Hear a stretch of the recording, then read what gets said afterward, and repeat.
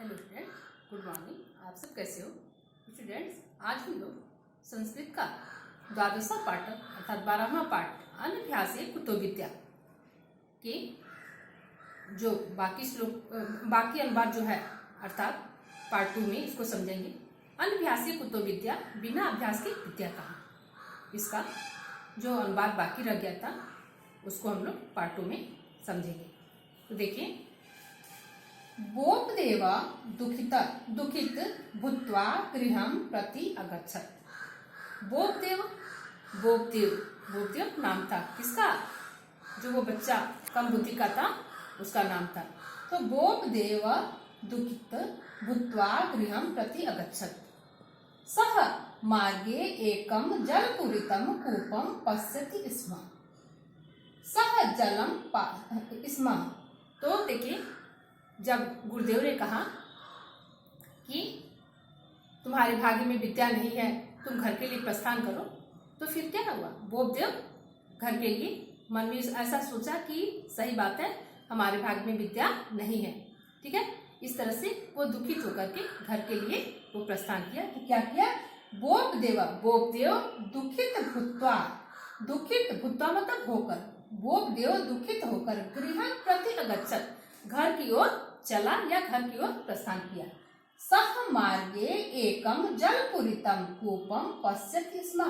सह वह, मार्ग में, रास्ते में, एक जलपूरितम जल से भरा हुआ, कूपम कुएं को, पश्यति स्म कुएं को, पश्यत मतलब देखना। वह रास्ते में एक जल से भरे हुए कुएं को देखा। सह जलम पातु, वह जल को, पातु मतलब पीने के लिए, पाने के लिए। ठीक है, कूपस्य समीपम अगच्छत्, कुएं के निकट गया। वह जल को पाने के लिए अर्थात जल को पीने के लिए कुएं के निकट गया। तत्र एका महिला कूपात् जलम निकास्यति स्म।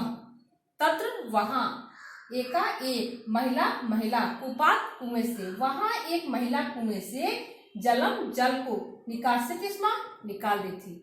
वहां एक महिला कुएं से जल को निकाल रही थी। तत्र स्थित्वा सविस्मय से पश्यति। तत्र वहां स्थित्वा, स्थिति को, सविस्मय से, आश्चर्य से, पश्यति देखा। उस स्थिति को देखकर या वहां की स्थिति को देखकर बोपदेव आश्चर्य से, विस्मय होकर के क्या करने लगा? मतलब आश्चर्यचकित होकर के, पश्यति मतलब देखने लगा, और देख करके कुछ विचार करने लगा। क्या विचार करने लगा? यस्याम शिलायाम महिला घटम स्थापयति तत्र घर्षणेन एकः गर्तः भवति। यस्याम, जिस, शिलायाम शिले पर, महिला घटम महिला घड़े को, स्थापित करिए। जिस शिले पर महिला घड़े को स्थापित करिए, तत्र वहां, घर्षणेन मतलब खींचने से, एक गर्तः मतलब गड्ढा, भवति मतलब हो गया था। ठीक है, तो उसने देखा कि जिस शिले पर महिला, शिला मतलब पत्थर, जिस पत्थर पे महिला घड़े को स्थापित कर रही है, अर्थात कुएं का जो जगत होता है, ठीक है, वहां पे स्थापित करती है अर्थात रखती है। जिस शिले पर, जिस पत्थर पर महिला घड़े को रखती है, वहां घर्षणेन घिसने से एक गर्तः भवति, एक गड्ढा हो गया है। ताम दृष्ट्वा सह विचार्यति स्म। ताम उस, दृष्ट्वा देखकर, सह वह, विचार्यति स्म विचार करने, उसे देख करके या उस दृश्य को देख करके वह विचार करने लगा। कौन? उसे देखकर वह विचार करने लगा। कौन? बोपदेव। क्या विचार करने लगा? यदि रज्ज्वा शिलाखंडे गर्तः भवति तर्हि पुनः पुनः अभ्यासेन अहम अपि विद्वान भविष्यामि। यदि, रज्ज्वा मतलब रस्सी, शिलाखंड मतलब पत्थर के टुकड़े। यदि रस्सी से शिलाखंड, पत्थर के टुकड़े में गर्तः भवति, गड्ढा हो सकता है। यदि रस्सी के बार बार आने जाने से पत्थर के टुकड़े पर, पत्थर के खंड में गड्ढा हो सकता है, तभी, तब, पुनः पुनः, बार बार, अभ्यास से, अहम मैं, अपि भी, विद्वान भविष्यामि विद्वान हो सकता हूँ। देखिए कितनी बड़ी बात सोच रहा है। क्या था वो? कम बुद्धि का था, लेकिन कितना गहराई से सोचा कि यदि रस्सी के बार बार आने जाने से, उसके घर्षण से पत्थर के टुकड़े में गड्ढा हो सकता है, तो पुनः बार बार अभ्यास से करने से यदि मैं एक ही चीज को बार बार पढ़ूं, अभ्यास करूं, तो अहम अपि विद्वान भविष्यामि, मैं भी विद्वान हो सकता हूँ। एतत् विचार सह पुनः आश्रम प्रति अचलत। एतत् ऐसा विचार करके सह वह पुनः फिर से आश्रम प्रति अचलत, आश्रम की ओर चल पड़ा। ऐसा विचार करके वह फिर से आश्रम की ओर चल पड़ा।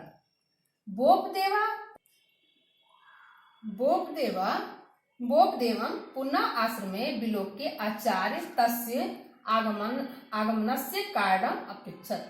बोपदेव को पुनः मतलब फिर से, आश्रम में मतलब आश्रम में, विलोक्य मतलब देखकर, बोपदेव को फिर से आश्रम में देखकर आचार्य उससे आगमनस्य आने का कारण अपृच्छत् मतलब पूछे। बोपदेव को फिर से आश्रम में देखकर आचार्य उससे आने का कारण पूछे। बोपदेवा सर्वं वृत्तांतम गुरु अवदत्। बोपदेव अपनी सभी कहानी को, रास्ते में जो घटी हुई थी उसने अपने गुरु को अवदत् मतलब कहा, मतलब बताया। तदा आश्रमे दत्तचित्त भूत्वा स परिश्रमेण पठति स्म। तदा तब आश्रम में दत्तचित्त होकर, भूत्वा मतलब होकर, दत्तचित्त होकर, सह वह परिश्रम से पठति स्म पढ़ने लगा। तब आश्रम में दत्तचित्त होकर वह परिश्रम से पढ़ने लगा। देखिए पहले इतने अनुवाद को हम लोग समझ लेंगे, उसके बाद से उसके बाकी हिस्से को फिर से समझेंगे। देखिए बोपदेव दुखित होकर घर की ओर अगच्छत मतलब चल दिया। ठीक है, गुरुदेव ने जब कहा कि तुम्हारे भाग्य में विद्या नहीं है, तो उसने भी सोचा कि सही बात है, हमारे भाग्य में विद्या नहीं है, और दुखित होकर के बोपदेव दुखित होकर घर की ओर अगच्छत चल दिया। सह मार्गे एका जलपूरितम कूपम पश्यति स्म। वह रास्ते में एक जल से भरे हुए कुएं को देखा। सह जलम पातुम कूपस्य समीपम अगच्छत। वह जल को पाने के लिए, अर्थात जल को पीने के लिए, पानी को पीने के लिए कुएं के समीप गया। तत्र एका महिला कूपात् जलम निकास्यति स्म। वहां एक महिला कुएं से जल को निकाल रही थी। तत्र स्थित्वा सविस्मयं पश्यति। उस स्थिति को देखकर वह आश्चर्य से देखने लगा। क्या? यस्यां शिलायां महिलां घटं स्थाप्यति तत्र घर्षणेन एकः गर्तः भवति। यस्यां जिस शिले पर महिला घड़े को स्थापित की है, वहां घर्षण से, अर्थात बार बार रस्सी के आने जाने से, उसके घर्षण से, उसके घिसने से क्या हो गया है? एकः गर्तः भवति, एक गड्ढा हो गया। तां दृष्ट्वा सह विचार्यति स्म। उस दृष्टि को देखकर वह विचार करने लगा। क्या? यदि रज्ज्वा शिलाखंडे गर्ता भवति तर्हि पुनः पुनः अभ्यासेन अहम अपि विद्वान भविष्यामि। यदि रस्सी के बार बार आने से शिलाखंडे, पत्थर के टुकड़े में गर्ता भवति, गड्ढा हो सकता है। रस्सी के पानी, कुएं से पानी को निकालने पर रस्सी के बार बार आने जैसे कुएं के जगह पे, खंड पे, शिलाखंड पे, पत्थर के टुकड़े पर गड्ढा हो सकता है। तब पुनः पुनः बार बार अभ्यास से मैं भी विद्वान हो सकता हूँ। एतत् विचार्य सह पुनः आश्रम प्रति अचलत। ऐसा विचार करके वह फिर से आश्रम की ओर चल दिया। बोपदेवं पुनः आश्रमे विलोक्य आचार्य तस्य आगमनस्य कारणं अपृच्छत्। बोपदेव को फिर से आश्रम में देखकर आचार्य उससे आने का कारण पूछे। बोपदेवा सर्वं वृत्तांतम गुरु अवदत्। बोपदेव ने रास्ते में घटित सभी वृत्तांत को, कहानी को, बात को क्या किया? गुरु को बता दिया। तदा आश्रमे दत्तचित्तम भूत्वा सह परिश्रमेण पठति स्म। तब आश्रम में वह दत्तचित्त होकर के परिश्रम से पढ़ने लगा, दत्तचित्त होकर परिश्रम से पढ़ने लगा। इसके बाद जो बाकी हिस्सा है उसको देखेंगे।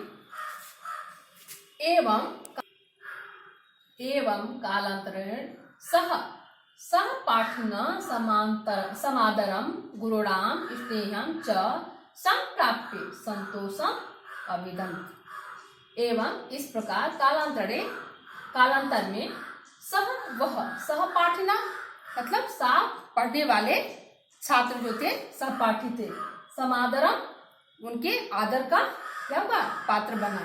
इस प्रकार मतलब कुछ समय बीतने के बाद कालांतर में कुछ समय बाद वह अपने सहपाठियों के आदर का पात्र बना। गुरुणाम स्नेहम च संप्राप्त और गुरु से स्नेह को प्राप्त करके संतोष को प्राप्त किया। अपने सहपाठियों के आदर का पात्र और गुरु के स्नेह को प्राप्त करके वह संतोष को प्राप्त किया।